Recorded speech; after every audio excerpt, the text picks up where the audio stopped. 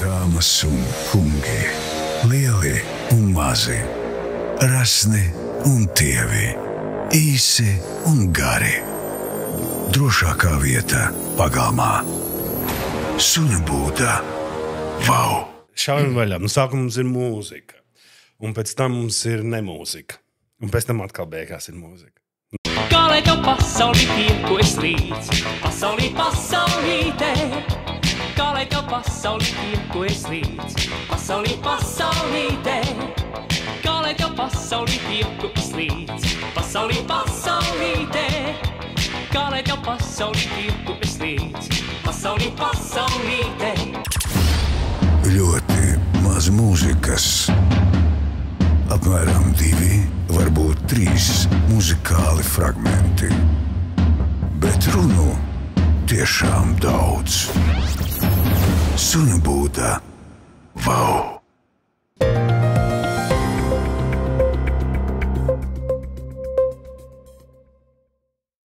Labvakar. Labvakar. Labdien. Labrīt.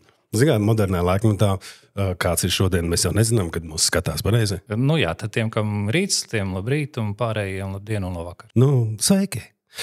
Dāmas un kungi, skatītāji, mums šodien studijā ciemos ir Edmunds Apsalons, kurš ir Latvijas sabiedrisko mēdīju ombuds. Tu vari izskaidrot, kas ir tavs darbs, tā vienkāršā valodā. Ko tu dari?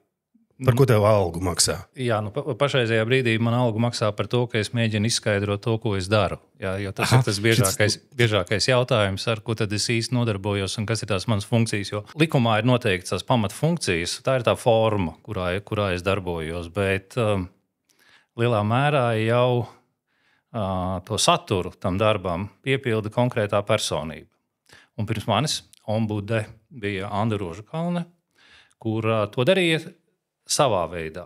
Un tas mans uzdevums tagad ir atrast to savu veidu, kā es to darīšu, respektīvi, kā es to formu piepildīšu. Un tad es priekš sevis esmu formulējis to, ka, ja mēs skatāmies uz to mediju lauku, kurā ir divas puses, viena puse ir sabiedriskie mediji, es šeit to mediju lauku sašaurinu tikai uz sabiedriskajiem medijiem. Jā, šodien sabiedriskie mediji. Jā, sabiedriskie mediji. Jā, mēs komercnieks. Jā. Un otrā pusē ir sabiedrība. Un tad katrai pusē ir savas tiesības, un katrai pusē ir savi pienākumi. Un tad, kad vienai pusē šķiet, ka otra puse nepilda savus pienākumus, vai ka otra puse pārkāp viņas tiesības, tad tur pa vidu atrodas ombuds, pie kura var vērsties, un tad ombudu uzdevums ir izskatīt, vai tik tiešām sabiedrības, piemēram, sabiedrības tiesības ir tikušas pārkāptas. Tad ir pirmais panākums. Tagad nesen noticies. Tātad 12. oktobrī šajā gadā, 24. gadā, es izlasīju ziņās, ka ombuds atzīst daļais pārkāpums LTV raidījumā Lībieši tad un tagad. Tas tāds, pirmais tāds, tā kā cik tu mēneši tagad strādā? Otrais būs, ja? Vai jau ir otrais? 2,5. 2 mēneši un 8. 2 mēneši un 2 nedēļas. Tad 2 mēneši, 2, ok. Un tagad tev pirmā lieta, respektīvi tas pirmais aizrādījums no tavas puses, kā ombudsmenam, kā tiesības sargam, tā sanāk, ir, tieši par tiem lībiešiem tad un tagad. Pareizi es sapratu? Reku ziņa. Jā, 7. nevis 1. Tas ir tas, ko es tagad, kas iznāca ārā. Protams, Edmunds. mediju uzdevums nav publiskot katru ombudu atzinumu. Šis atzinums visticamāk ir izpelnījies kaut kādu uzmanību.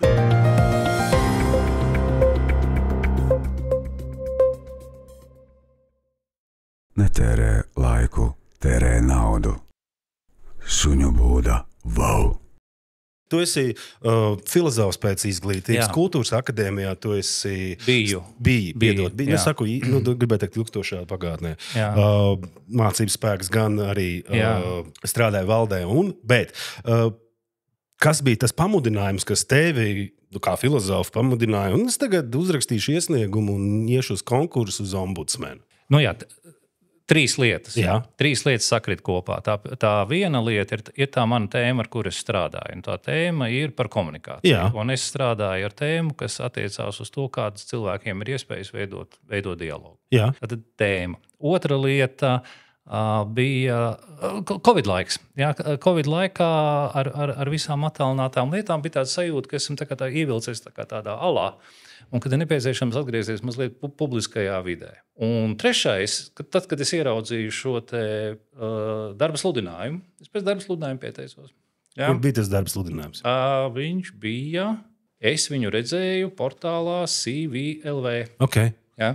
Es paskatījos tās prasības, un tā pirmā man doma bija, ka tur visticamāk tiek meklēts kāds no žurnālistikas vidus, ja? Kāda autoritāte, kurš tad varēs ar savu autoritāti tos jautājumus lemt. Un es noliku malā un aizmirsu par to. Un pēc kaut kāda brīža tu sludināju, zin kā, sociālajā tīklī, kaut ko es paskatījos, viņi tev izmet atkārtot. Ja? Un atkal parādījās sludinājums, paskatījos vēlreiz un padomāju, bet pagaidi. Īstenībā jau man ir pilnīgi visas kompetences, lai to darbu darītu. Neatkarīgi no tā, ka es nekad neesmu strādājis žurnālistikā. Ja? Un arī tas bija viens faktors, man teikt, klau, es to varu. Un pieteicot. Ja, man ir jāatgādina, ka šis konkurss bija tāpēc, ka iepriekšējais ombudswoman, ja? Tiesības sargs, sakot, Rožkalnē atkāpās no šī amata un devās savās ikdienas gaitās. Bet tad izsludināja konkursu un nebija īsti pretendentu tādu, kas varētu to pildīt. Un konkurss tika pagarināts vēlreiz, un tad jau mēneši jau tur pagāja. Un tad cik es saprotu, Edmunda kandidatūru. Tu zināji, ka konkursu pagarināts? Nē. Es tagad tev saku. Es to visu priekšvēsturi nezinu. Tad, kad sociālajā tīklā man izmeta šo sludinājumu, es apskatījos, tad es arī pieteicos. Pagarināja konkursu, tāpēc arī ielika sludinājumu, jo atcīmredzot nebija kas piesakās. Saproti, tikai tad liek sludinājums. Klausies, tad sanāk tā, man visu laiku likās, ka ir izvēlēts labākais no kandidātiem. Vienīgais. Bet beigās sanāk tā, ka... Sorry, vecīgi, vienīgais. Diemžēl.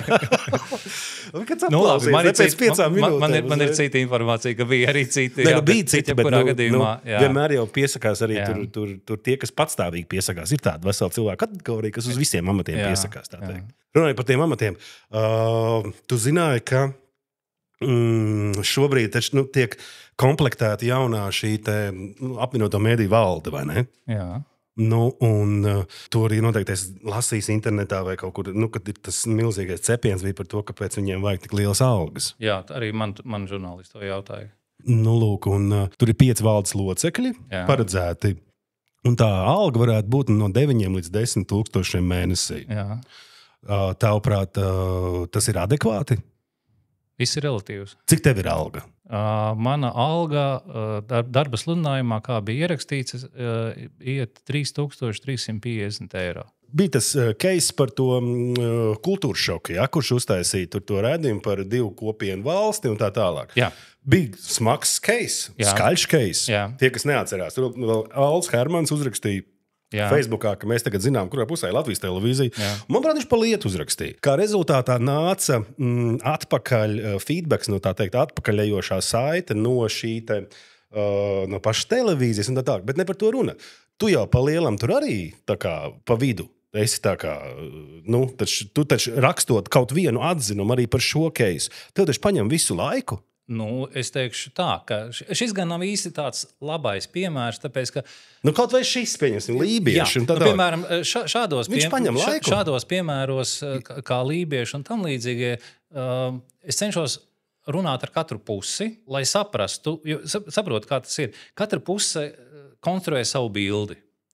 Un viena ir uzkonstruējuši savu bildi, un otra ir uzkonstruējuši savu. Un tās bildes nelīmējas kopā. Un tad viņi saka... Kas tā paliet? Kāpēc viņš nelīmējas galā? Tad tagad tiesnesis, un tad ir prokurori, un tad ir advokāti. Nē, tiesnesim ir vieglāk. Tiesnesis zina patiesību. Tiesnesis var vadīties pēc likuma. Manā gadījumā, kā tu ņem vienu konstrukciju, tu mēģini viņu dekonstruēt, mēģini saprast, kā viņa ir veidojusies, tad tu to saproti. Tad tu vērsies pie otras puses, mēģini saprast, kā viņi to ir sapratuši, un tad no tā izveidot savu atzinumu ar mērķi palīdzēt pusēm. Cik ir mēnesī pa šiem 2 mēnešiem un 2 nedēļām Cik ir bijušas šādas sūdzības? Vienalga, vai viņas ir juridiski korektā valodā vai ļoti izstrādātas, tā teikt, saņemtas? Tās sūdzības ir dažādas, jo ne par katru sūdzību tiek veidots atzinums. Atzinums tiek veidots tad, ja tiešām tur ir kāda substance, par kurā ir vērts iedziļināties un sākt to analizēt. Jo ļoti bieži jau tie jautājumi ir tādi, kurus tu vari atbildēt arī vienkārši e-pasta veidā. Okay. Jā. Līdz ar to es neesmu skaitījis. Aptuveni. Es nezinu, tiešām es neesmu 100, skaitījis. 300, Nē. 1000? Ja man ir bijušas 8, 9 nopietnas lietas, par ko ir jāgatavo atzinums, tad varbūt ir bijuši 16, 20 lietas, kurās pietiek ar to, ka tu uzraksti e-pastu. Es tev izstāstīšu vienu līdzību. Tā līdzība ir tāda, bērnībā, pagalmā. Ir viens puika, kurš tev nepatīk. Jā, sauksim viņu par kaimiņu. Par kaimiņu, jā. Kaimiņš, kurš tev nepatīk. Jā. Un tev šausmīgi gribās viņam iedot pa seju. Jā. Bet viņš tā kā ir lielāks un stiprāks. Jā. Jā. Un ko tu šajā brīdī dari? Tu ej pie vēl lielāka un vēl stiprāka. Tad pagalma izsitēja un saka, zini, viņš tevi nosauc par resno. Aha. Un tad tas lielais puika saka, mani par resno. Tas pilnīgi maniem vārdiem pajautāsim viņam. Jā. Nu, lūk, un kāpēc šo līdzību stāstu? Tāpēc, ka ļoti bieži sabiedrība arī tā vietā, lai vērstos pie sabiedriskā medija un teiktu, man nepatīk tas, vai man gribētos, lai ir tādi, un gribētos, tas ir tādi. Tā vietā viņi meklē, kurš tad būs tas lielais, tas izsitējs, ar kura palīdzību tad varētu panākt savu rezultātu. Ko viņiem darīt, ka viņi jūtās aizskārt? Un tad viņi raksta ombudam, tad viņi raksta saimē. Labi, ka ikam rakstīt, tāpēc, ka pirms tam jau nebija kam rakstīt. Un tas mans jautājums ir, kāpēc viņi neraksta kam? Mēdījām? Mēdījām? Jā. Mēdījis atfutbolē tagad jau ombudam. Nē, mēdījis neatfutbolē ombudām. Tu domā, ka, pieņemsim, tagad arī mēs tajā metaforās te gājām, tad paturpinām. Tu uztaisīji Latvijas televīzija raidījumu, es nezinu, sauksies punktiņš uz īt. Jā. Un raidījumā aizskāra pilnīgi visas patskaņas, līdzskaņas neaiztika. Un visas patskaņi ir apvainojušies. Jā. Un ko viņi dara? Viņi rakstīs raidījumu redaktoram, kurš atbildēs ar ko? Tās mums ir tādas vadlīnijas. Paldies. Ja brīdī neatbildēs neko. Labi, atbildēs neapmierinoši vai neatbildēs neko, tad varam vērsties pie ombuda. Bet tas kas man likās nepareizi. Man likās nepareizi tas, ka nav tās tiešās saiknes starp sabiedrisko mediju un sabiedrību. Ko tu piedāvā? Andrejs Valmārs uzdod šādu jautājumu. Pamēģināsim Edmundu atbildēt. Kāpēc jābūt Latvijas valstī sabiedriskajos mēdījos krievu valodā? Tavuprāt, ir jābūt sabiedriskajiem mēdījiem krievu valodā? Labs jautājums, taču mans viedoklis te neko nenozīmē. Jautājums ir, es tev paskaidrošu. Jā. Jautājums ir par to, mans viedoklis šeit ir absolūti nenozīmīgs. Ko es par to domāju? Bet šajā situācijā daudz svarīgāk ir, kā lai to noformulē, daudz svarīgāk ir saprast, kas ir sabiedrības viedoklis šajā te jautājumā. Jo vienā pusē ir vienkārši risinājums. Vienkāršais risinājums ir krievu valoda sabiedriskos mēdījos neskan. Vienkārši risinājums.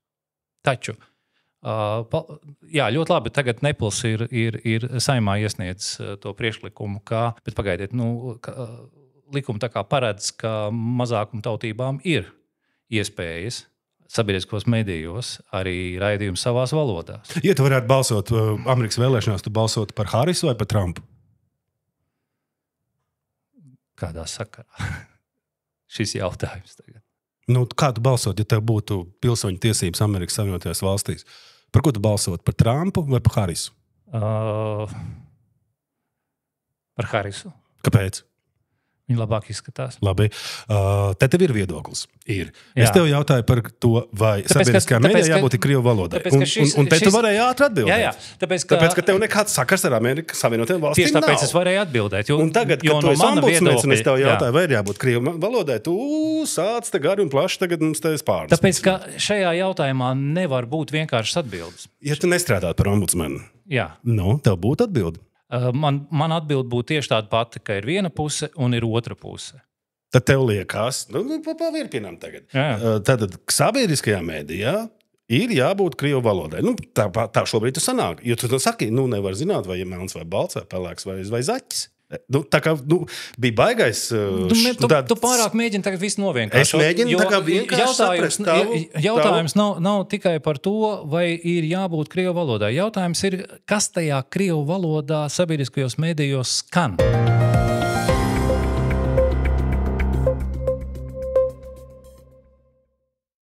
Netērē laiku, tērē naudu. Suņu būda, wow! Tavuprāt, sabiedriskā mēdīja žurnālistiem ir jābūt lojāliem Latvijai? Es domāju, katram Latvijas pilsonim ir jābūt lojālam Latvijai. Tas nav atkarīgs no tautības, tas nav atkarīgs no nodarbošanās. Vai sabiedriskajā mēdījā var strādāt, teiksim, Krievijas pilsoņi? Pašreizajā brīdī noteikti nē. Kā būtu, ja tur strādātu tagad kāds? Es nezinu. Tas ir jālemj tad pašam medijam par to. Ir tāds, kur viņi ir, Olga Kņazeva. Viņa iespējams ir daudzas balvas dabūjusi Krievijas vēstniecībā. Tu jau es lietas kursā par to jautājumu, vai ne? Un Sergejs Pavlovs arī. Jā. Iespējams, ka vienam no viņiem var būt, es nezinu, es tikai domāju, ir dubultā pilsonība. Nezinu. Iespējams. Ar Krieviju. Jā. Un iespējams, ka varbūt vēl daudz iespējams. Varbūt viņam nav viņš pat nav naturalizējies. Es nezinu. Bet tie tādi jauni cilvēki. Bet tavuprāt, tev kā Absalonam, bet kā ombudsmenam, tavuprāt, viņam būtu jābūt. Tāpēc, ka ir kaut kāda latiņa, bet ir, es nezinu, tur seks.lv žurnālisti, es nezinu, es tagad tā improvizēju. Jeb ir sabiedriskā mediju žurnālists. Viņam latiņas augsts atšķirās. Sabiedriskā mediju žurnālistam jābūt citai latiņai. Jā. Tāpēc jautāju, nepilsoņi. Ombuds vērtē, ko žurnālists dara. Jā. Viņa darbības to rezultātu. Ombuds nevērtē cilvēku. Protams. Vai viņš ir lojāls vai nav lojāls, es to nevaru zināt. Labi, Edmund, bet tagad es saku vai Edmund. Viņš ir pilsonis vai nav pilsonis vai divi pilsoņi. Bet tavs viedoklis. Es tagad nekā ombudsmenam, bet kā Edmundam. Sabiedriskajā mēdījā Krievu pilsoņi var strādāt? Tu teici, nē. Nevajadzētu. Un pēc tam es padomāju, bet ja ir kaut kāds disidents, un tad mēs arī neļaujam viņam... Tie, kas nezin, ir tāda balva, saucās Dzintars balva. Jantarnī, kā ir krieviski spalva? Nezinu. Es arī nezinu. Īsāk sakot, Krievijas vēstniecībā tādas balvas dod, un tad tā pati Olga Kņazeva pat sēdēja tajā žūrijā un deva tās balvas. Un tad... daži no tiem žurnālistiem arī šīs balvas ir saņēmuši no Krievijas vēstniecības. Šīs īpašās speciālās balvas par īpašu radošumu žurnālistikas savā darbā arodā, bet tagad, paralēli tam viņi ir Latvijas Rādio 4 darbinieki un veido saturu. Un, ja mēs runājam par lojalitāti, jo tagad baigais ir tāds par to, vai vispār ir jābūt šim sabiedriskajam mēdījam krieviski. Jā. Man nav atbildes, kā ir pareizi. Es nezinu. Labi, sapiet, tagad tā. Kā tev šķiet, Sepls ir politiski neitrāla iestāde? Es domāju, absolūti. Jā? Jā. Jā? Jā. Okay. Tu tā domā? Jā? Kas man liec tā domāt? Es nezinu, es tev jautāju tavs viedoklis. Nav? Kāpēc, lai es domātu savādāk? Skaties, es tev padomāšu. Padomāsim kopā. Manuprāt, 21. gads laikam bija, kad Kārlis Dagils, mans mīļais draugs, Kārlis Dagils, kļuva par Latvijas Rādio redaktoru. Tāds liels amats. Atļaujas visu laukuma ātri izstāstīt. Ko nezinu par 21. gadu? Tur tā lieta. Es tev vienkārši tagad stāstu. Tu taču esi ticies ar ministru tagad. Tu esi ar ministru ticies? Nē. Ar iepriekšējo ministru? Arī nē. Okay. Ar nevienu ministru neesmu ticies. Ar kaut kā tikai ar tiem deputātiem tajā komisijā? Jā. Pasēdēju, paklausījos, ko komisijā runā. Bet ar Seplu tu tiecies? Jā, pirmdienās tiekos. Ko es daru? Es pastāstu, kas man ir svarīgs, un viņi pastāsta, kas viņiem ir svarīgs. Un kas viņiem ir svarīgs? Laikam jau viss tās lietas, par kurām tu tagad gribi runāt. Nē, skaties, man liekas, man šķiet, ka man Dagils to stāstīja, ka Sepls, Jānis Siksnis, iespējams startēs uz vēlēšanās. Neko es par to Es arī biju pārsteigts, uzzinot to, ka iespējams Jānis Siksnis tagad dragās no progresīvo sarakstu pēc tam vēl. Ka viņš veseli sanāk vairāk kā pusdienu pavada tajā savā darba kabinetā runājot nepārtraukti pa telefonu ar progresīvo partijas līderiem. Vai tas būtu Šuvājevs, vai tas būtu Švinka, vai tas būtu tas pats Dagils, kurš ir kultūras ministrei palīgs mediju jautājumos. Un sanāk šis te četrnieks ir šāds te, kur ir Siksnis, kur ir Švinka, kur ir Šuvājevs, progresīvo partijas frakcijas vadītājs, un kur ir Dagilis. Un šādā veidā kaut kāda informācijas apmaiņa notiek katru dienu, cik darbs diena ir 8 stundas. Tu tagad man veido vienu konstrukciju, uz kur es pat nezinu, kā īsti reaģēt, jo man nav nevienas informācijas, kas man ļautu to vispār vērtēt. Redzi, man šķiet, ka Dagils to teica, ka viņi ļoti daudz runā ar Seplu. Ļoti daudz. Nezinu. Un manuprāt, ka tas jau ir tas, ko tu pats arī esi teicis šeit. Sabiedriskais medijs ir varas avots, vai sabiedrība ir varas avots, un sabiedriskais medijs kalpo. Bet, jebkurā gadījumā, ja ir šādas te varas attiecības, tad tā uzticēšanās šeit nav svarīga. Svarīgi viņi kļūst tajā brīdī, ja starp sabiedrisko mediju un sabiedrību veidojas sadarbības attiecības, jo sadarboties gan var tikai balstoties vismaz kādā minimālā uzticēšanās līmenī, ja? Jo sadarbība pieprasa atklātību, atvērtību, un tam ir vajadzīga noteikti uzticēšanās.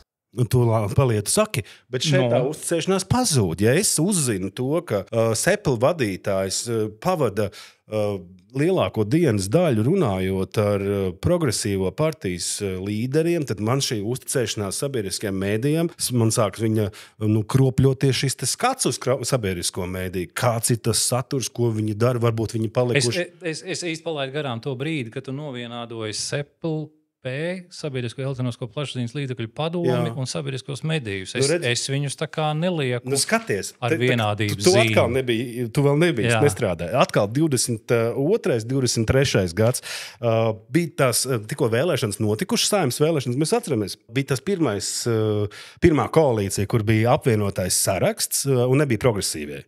Nebija ZZS. Atceries? Bija tāda īsāk sakot, dāmas un kungi. 22. gadā bija tāda koalīcija, bija jaunā vienotība. Krāsas ar 3 kājām tas saucās, laikam. Pareizi es sapratu, ja? Tad jaunā vienotība, apvienotais saraksts, nacionāļi un viss. Un tagad ir jaunā vienotība, progresīvie, kas tur vēl mums ir, zaļie, un apvienotais saraksts izņem ārā. Ko es mēģinu pateikt? Jā, un tad, restīvi, Latvijas televīzijā, tajā pašā, kur tev nepatikās no rīta, kad tu tā sajūties, ka tev kaut ko tur mēģina braukt virsū, principā dzīvoja Briškens. Viņš dzīvoja sabiedriskajā televīzijā, viņš bija katrā raidījumā vismaz reizi dienā. Vai tā bija rīta panorāma, vakara panorāma, vai tā bija 1-1 vai 2-12, un nav svarīgi. Bet viņam pat bija dīvāniņš tur. Manuprāt, Dagils man to teica. Tu tagad runā par lietām, uz kurām es pat nezinu, kā īsti reaģēt. Bet Edmund, es jau to redzu caur to televīzijas kasti vai caur tām ziņu, caur to telefonu ekrānu. Tas jau tāds pats pilsonis kā tu. Saproti, es jau arī nebiju vairs deputāts, un tu vēl nebiji ombudsmens. Jā. Tu taču arī patērēji to saturu. Tā vai tā, tu patērēji saturu.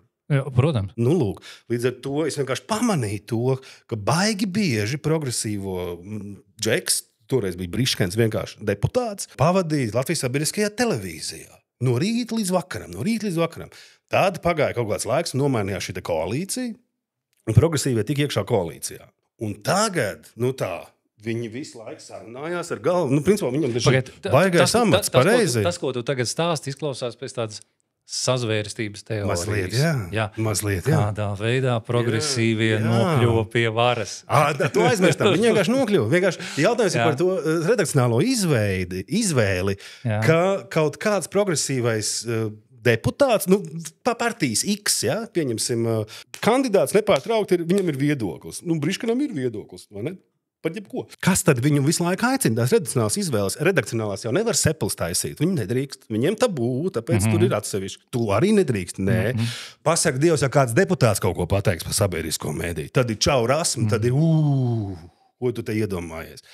Bet tas, kas izvēlās, tas ir tas redaktors. Nu, šajā gadījumā tā ir roķa, pieņemsim. Nu, tā tas arī ir. Tāpēc arī šie trīs, kas trīs laika arī ir roķa, priede un kā viņiem bija vārds, elksni, ja? Kas tur tā kā jau gadiem tur man vienkārši grūti, man ir grūti piedalīties tavā garajā monologā par pagātni, jo šajos 2,5 mēnešos, kurš šeit strādā, 2 mēnešos, 2 nedēļās, es ļoti intensīvi patērēju sabiedrisko mediju saturu kā vēl nekad. Man nav šādu secinājumu, ka kādam... Bet tu tajā kabinetā nedzirdi, ka Siksnis laiku pa telefonu runā ar kaut kādu tur iespējams švaju? Nedzirdi? Nē. Okay. Es pat esmu dzirdējis, manuprāt. Ejot garām, kaķinam, pa logu varēja dzirdēt. Nē, tu neesi šo pamanījis. Okay. Absolūti. Siksni kungs, beidziet tā darīt, šā nevar darīt. Nevar tā darīt. Absolūti. Tā kā ejiet mājās, runāties ar visiem progresīvo līderiem, ejiet mājās runāties. Nevar darbvietās vai tā kā, nu, kas tad tagad notiekās? Tā kā mums taču nav progresīvo tālrādes, vai ne? Mums ir sabiedriskais mēdījis. Man tā šķiet. Tāpēc, ka sabiedriskais mēdījis, tas ir sabiedriskais mēdījis. Tas nav privāts, pareizi? Un tev šķiet, ka tas ir progresīvo medijs tagad? Nezinu. Viņš tāds, manuprāt, ir kreiss palicies. Tāds diezgan kreiss. Nu, man šķiet, ka jā. Mēs tagad tukši runājam. Tad ir vajadzīgi argumenti, kur tu saka, redz, kā ir mainījies redakcionālā politika, kādreiz bija vairāk liberāla, tagad ir kļuvusi vairāk kreisa. Man bija viens sanāks tāds... Tagad vienkārši tāda tukša pļāpāšana. Labi, man bija tāds sanāks pētījums no ZZS veidots par to, cik bieži pozīcija un opozīcija ir sabiedriskajā medijā. Jā. Un tad opozīcija bija 20% un pozīcija bija 80%. Opozīcija ir paveicies. Viņi gribētu otrādāk. Tagad, kad ZZS ir iekšā... Viņi to objektīvi nevar gribēt. Bet sabiedriskajā medijā, ja tu rādi šo te, kā viņi sauc, sabiedriskā medijā politisko pusi, tad tev jārāda arī otras politiskās puses. Jā, bet tev jāņem vērā, kad... Man liekas, to pētījumu tu esi redzējis. Ka šī te varas pozīcija vienmēr būs biežāk pārstāvēta, tāpēc, ka viņi visi ir amatos, un amatu viedokļi vienmēr ir tie, kurus cenšas uzzināt. Nu, tagad mēs pieskarāmies tam, ka tas varētu būt, ka ir šis te iespējamais...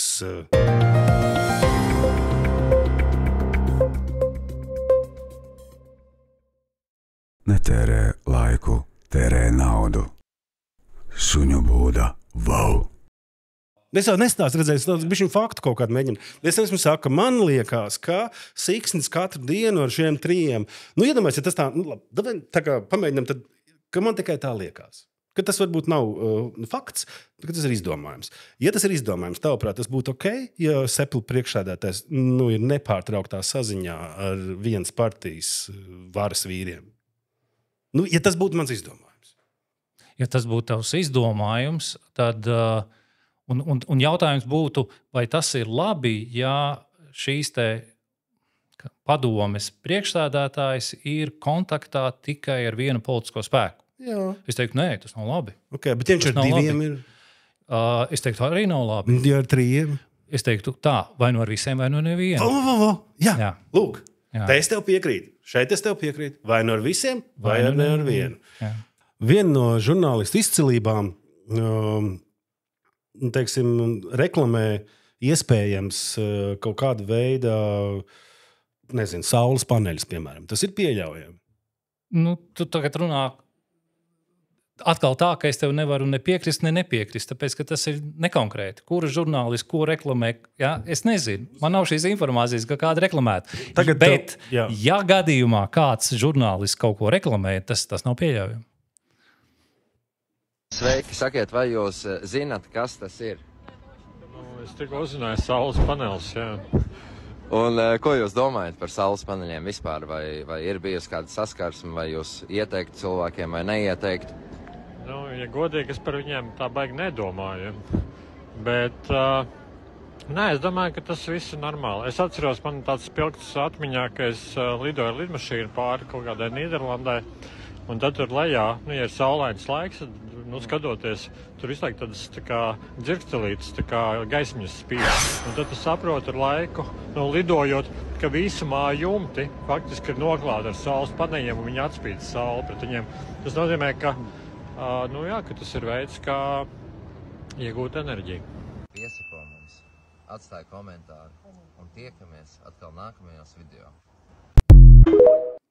Un Tehniski tehniski viņš taču neko nereklamē. viņš neko tehniski, faktiski. viņš pat nezina, kādam iemeslam viņu intervēt. Tas ir līdzīgi, kā arī man uz ielas var kāds pienākt un jautāt, ko tu domā par šo nezinu, par saules, tiem pašiem saules paneļiem. Un faktiski un es ir product izstāstīšu- placements. Jā, jautājums ir par šī te reklāmu klipa veidotājiem, par viņu ētiku šajā gadījumā. Tu domā, ka viņi ir uzmetuši Bojāru? Jo pēc balss, es sapratu, tas ir Gunts Bojārs. Ja? Jā. Jo es bez brīlēm Tas neredzu. nekas, Piedod. tas bija Gunts, jā. Tas ir jautājums, vai vispār viņš zināja, kas viņam kādā sakarā jautā? Nu? Es esmu sabojāto, tā teikt, priekšstats tāds, kur mēs jau noskaidrojām, ka es jau domāju to sliktāko. Man šķiet, ka tas tās drusku apzināts iespējams solis, jo viņš jau neteica pērciet šitās saules baterijas no šitā tieši konkrētā uzņēmēja. Viņš tā neteica. Bet viņš bija veiksmīgi kompilēts iekšā saturā, pie tam produktu izvietojamībā. Jā, tu redzēji. Nu, jā, bet jautājums ir, vai Gunts Bojārs vispār apzinājās. Viņš bija nevainīgi izmantots. Jā, arī tā var būt. Riktīgi grūti. Ko tev pašam tas motivācija bija iet uz turieni un kļūt par to ombudsmeni, lai ko? Lai iziet ārā no tā Covid, lai iziet laukā no tās rutīnas, kas tev ir bijusi, lai kaut ko mainītu uz sevi, bet šis ir tāds postenis baigais. Es tagad aizēju uz datorfirmu strādāt. Nē, tas globālais mērķis jau ir saistīts tieši ar to, ka šajā te amatā man ir lielāka ietekme uz to, kā sabiedrība komunicē ar saviem medijiem un kā mediji komunicē ar savu sabiedrību. Labi, kā sabiedrība komunicē ar medijiem? Nu, tas ir tas, par ko es stāstu, ka viņi komunicē tikai caur sūdzību rakstīšanu. Jā. Un tad ir jautājums, kā mēs varam šo te procesu izmainīt. Nu, kā mēs to varam izmainīt? Nu, kā? Tāda. Nu. Uz pusstundas stāst. Labi. Tātad, pirmkārt, jebkuram sabiedriskam medijam ir jābūt, tas tā kā biznesā ir to, ko sauc par klientu servisu centru. Respektīvi, ka jebkurš cilvēks 24/7 var uzdot savus jautājumus par to, kas ir bijis mediju saturā, par to neaizpogāto pogu, par tiem kļūdainajiem titriem, kas ir bijuši. Ja? Respektīvi, ir vajadzīga viena sistēma, kā cilvēki var regulāri uzdot savus jautājumus medijām. Skaidrs, jā. Un tie ir tie jautājumi, kas ombudam nav jārisina. Ka tur ir tas tiešais konteksts, visu var atrisināt. Okay. Ja? Un tad nākamais līmenis, tad, kad šķiet, ka ir noteikti pārkāpumi, bet spriest par pārkāpumiem var tikai tad, ja cilvēki zina, kas tad sabiedriskam medijam ir jāievēro. Ja? Un tas ir tas medijpratības jautājums. Un tas ir tas, ko es visu laiku sabiedriskajiem medijiem saku, ka viņiem ir jārunā par to, kas ir viņu uzdevumi, kas ir viņu mērķi un kas ir tās prasības, kurām viņi ir jāsako. Un tad, ja ir šo te prasību pārkāpumi, tad ir ombuda institūts, pie kura var vērsties. Tu piedāvā, rupi reducējot, telefonu tādu centru atklāt, kur zvanīt. Es domāju, ka tagad telefoniski zvanu būs mazāk, vairāk būs e-pasti, vairāk būs sociālo tīklu. Bet ir vajadzīgi. Ir zvanu centrs, infocentrs, viens pieturs aģentūra, kur tas viss notiek. Klientu servis. Tas, ko normāli sauc par klientu servisu. Okay. Cik ir budžets, tu zini, sabiedriskam mēdījam? Nē. Es aptuveni, bet es negribu tagad kļūdīties, saucot ciparu. Es neesmu tajā iedziļinājies. Bet tev ir jāzina. Domāju, ka nē. Jā. Nē. Tev ir jāzina. Nē. Ko tas maina manā satura vērtējumā, ja es zinu budžeta ciparu? Jautājums skatītājiem.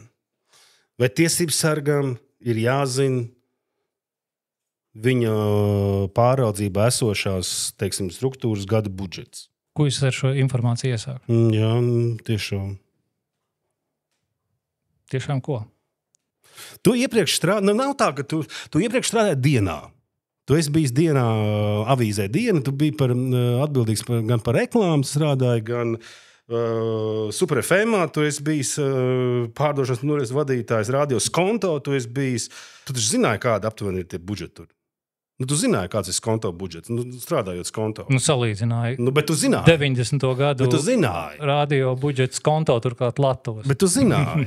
Zināji. Es tikai pajautāju. Tu Star Superfēmu arī zināji. Nu, Zināji. Tad... Dienai arī zināja. Un kaut tas bija sen, un tie bija 2005.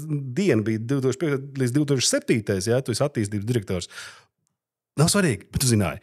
Šobrīd tu esi sabiedriskā mēdī, tas ombudsmens, un tu nezini. Bet būtu jāzina. Kaut vai tīri sporta intereses pēc. Nu, ja tu esi biznesa vadītājs, tev jāzina cipari, bet ja tavs uzdevums ir vērtēt saturu, tas ir mans uzdevums, vērtēt saturu. Es, protams, varu zināt, es arī zinu. Bet tu zini, ka visdārgākais ir saturs. Bet tas mans stāsts ir par to, ka šī informācija šajā brīdī man nepalīdz, netraucē. Man viņa nav tā svarīgākā informācija.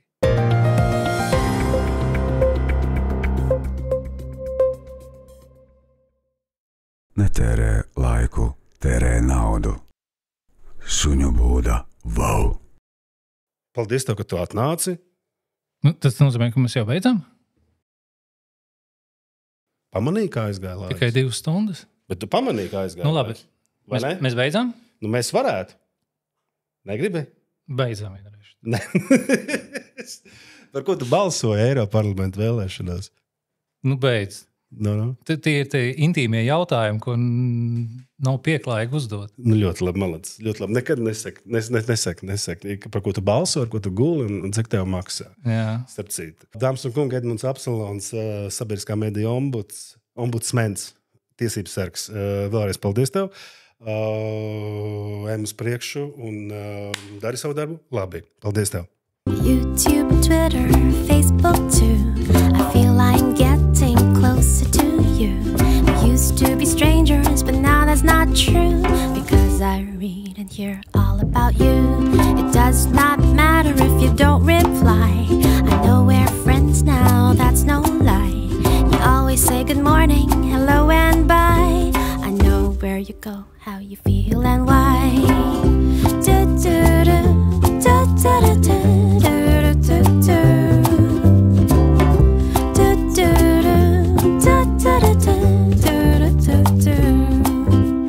Google Plus, Flickr, Spotify, so many out there for you to try. Put your life on the web and you will find like-minded people all have a good time.